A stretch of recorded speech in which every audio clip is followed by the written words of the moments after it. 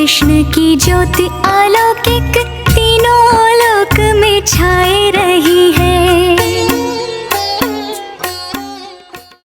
कृष्णकांत जी, बहू नहीं बेटी लेकर जा रहा हूं। हरिश्चंद्र जी, जिस दिन सारे बेटों के बाप आप जैसे हो जाएंगे, उस दिन बेटियां किसी बाप के लिए बोझ नहीं कहलाएंगी। गर्व करिए ऐसे परिवारों पर जिनकी शादियों में बेटियां सबसे ज्यादा गर्व से इतराती हैं। विवाह दो लोगों के बीच एक ऐसा बंधन है जिसे कोई और नहीं समझ सकता। एक ऐसी साझेदारी जो जीवन में सबसे कठिन समय में एक दूसरे का साथ देती है और सबसे अद्भुत अनुभवों को साझा करती है। विवाह का अर्थ है अपने जीवन साथी को चुनना, उनके प्रति प्रतिबद्ध होना और जीवन भर साथ मिलकर काम करना। संस्कारों से संपूर्ण विवाह का यह स्वरूप उस समय सूर्य की तेज किरणों की तरह फैलकर परिवार की जड़ों में जम चुकी दहेज प्रथा, लेन देन जैसी कुप्रवृत्ति और दूषित मानसिकता से छाए अंधेरे को पूरी तरह नष्ट करता चला गया। जब शादी समारोह में रस्म अदायगी के समय एक आवाज लगातार गूंजती रही, ना दहेज लेंगे और ना ही दहेज देंगे। इस आवाज से समारोह का पंडाल खिलखिला रहा था और मौजूद समाज की सरदारी एक दूसरे को देखकर गर्व से मुस्कुराते हुए महसूस कर रही थी। आज भी अभी भी कोई है जो बिना शोर मचाए पारिवारिक सामाजिक संस्कार और मूल्यों को बचाने के लिए अपने घर से वह रणघोष कर रहा है जिसके परिवेश में रहकर बेटे बेटियां गर्व से इतराती हैं।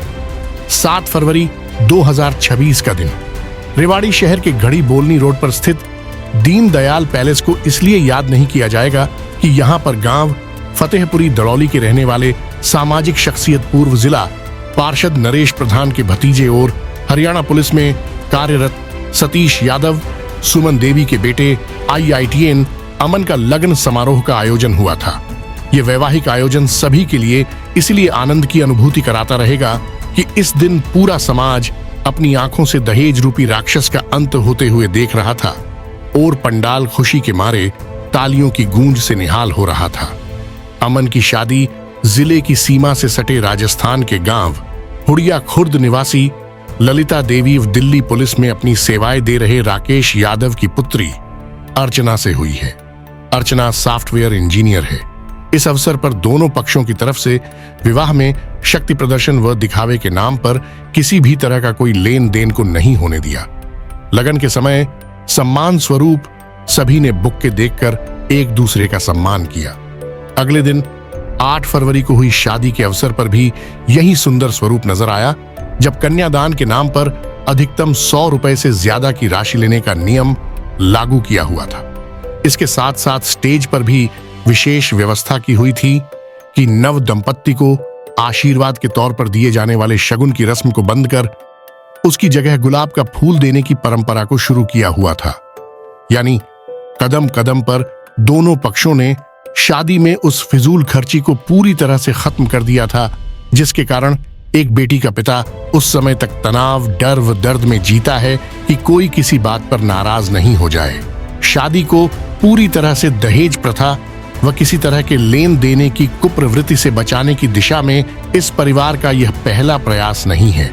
इस पवित्र आयोजन के रचनाकार महावीर पाइप कंपनी के संचालक जितेंद्र यादव, पूर्व जिला पार्षद नरेश प्रधान और गांव मनेठी निवासी अजय यादव दहेज को जड़ से खत्म करने के लिए समाज में इस बेहतर सोच की सुगंध को करीब 4 साल पहले भी फैला चुके थे। जब 19 फरवरी 2022 को अजय यादव ने दोस्ती को रिश्तेदारी में बदलते हुए अपनी बेटी तमन्ना की शादी जितेंद्र यादव के सुपुत्र विक्रांत यादव के साथ करते हुए इसी तरह दहेज के खिलाफ समाज में बेहतर बदलाव का संदेश दिया था।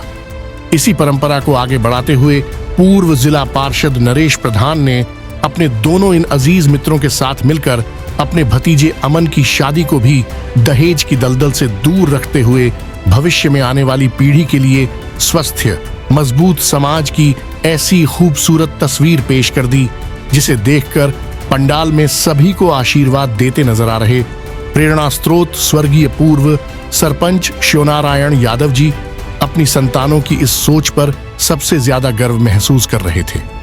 सही मायनों में यही विवाह का असल सौंदर्य था जिसमें दोनों परिवार का मिलन ही नहीं, ऐसे समाज का निर्माण हो रहा था जिसकी आज हर घर में जरूरत महसूस की जा रही है।